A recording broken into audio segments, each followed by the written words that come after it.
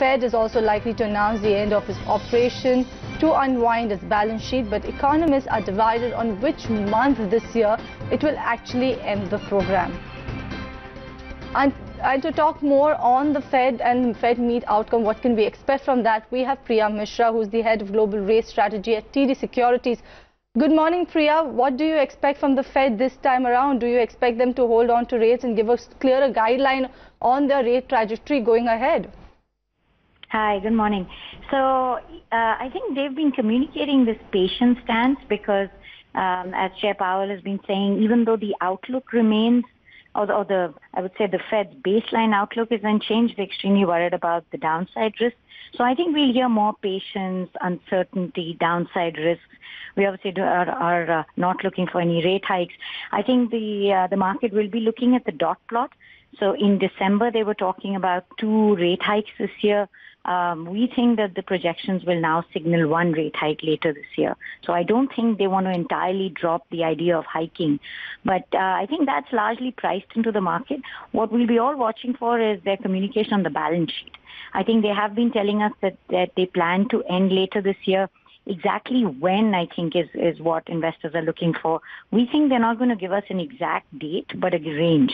So sometime in the second to third quarter, either in terms of size of reserves or balance sheet, I think they will tell us that they're going to end. But it's really going to come down to the tone. I think the last 2 Fed meetings have had pretty big market impact because the markets thought the Fed was too hawkish in December and then extremely dovish in Jan.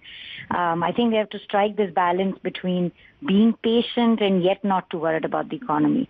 So that's what, there's a lot that we get from the press conference to the dots to the statement that we'll have to digest tomorrow, or I guess later today. Hi Priya, this is Mubina as well joining in the conversation. I particularly want to talk about, like you said, the status quo bit has been more or less written in by investors, but I particularly want to talk about the balance sheet unwinding program. There may not be an exact date, but do you think that will be on Jerome Powell's radar? Because one thing's for certain that yes, economic outlook looking a bit weak all around the globe, and even for corporate America, the entire benefits of those tax cuts is now waning. I mean, corporate profitability as well in the third quarter was not that great. So do you think in the first place the balance sheet unwinding program will even be mentioned by Jerome Powell? I think they'll have to mention it. I mean, okay. I think in December, I would say it was miscommunication on the Fed's point to say that the balance sheet was on autopilot. And you could see the equity market didn't like that because it suggested that the runoff or quantitative tightening would continue, and that was very negative for risk sentiment. Since then, the Fed has had a pretty big change of heart, and in recent speeches, the Fed has been talking about ending balance sheet, even though they haven't actually explained why.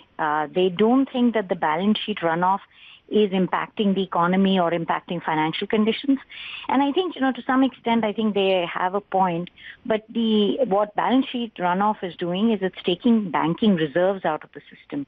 And because of regulation, various regulations in the post-Basel III world, banks do need reserves. So there was a risk of a credit crunch developing. But now if they were to end runoff, the whole balance sheet unwind, and I think they're close to it. It's just the details are not clear. I don't know if they have consensus on the exact end, but I think they need to communicate the end. In fact, if they don't communicate the end, I think then we can get another hawkish, similar to December reaction where risk assets will not like it, interest rates will actually decline. So I think now they've set the market up to expect the announcement of the end. So they should deliver. Otherwise, I think there is a surprise in store for us. Thank you, Priya, for joining us this morning and letting us know what you expect from the Fed in the outcome later this evening.